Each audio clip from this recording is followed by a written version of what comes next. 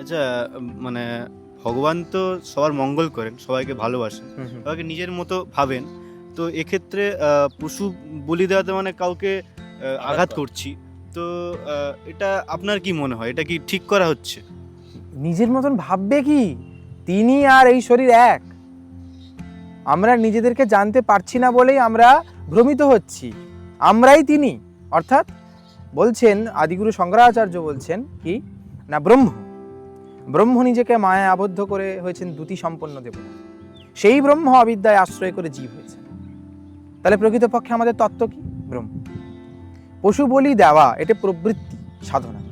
এটার দ্বারা বিভিন্ন এন্টিটি যে থাকে, বিভিন্ন যে অশুভ শক্তি কারক এবং বিভিন্ন সিদ্ধি সিদ্ধাইয়ের জন্য অনেকে বলবেন, বিতর্কিত বলবেন, মা তো রুধিরাপ্রিয়া, ওনার মন্ত্রেই আছে, কুলাচার প্রসন্নে আসে, তিনি কুলাচার পছন্দ করেন, রক্ত মাংস বলি প্রিয়া তিনি।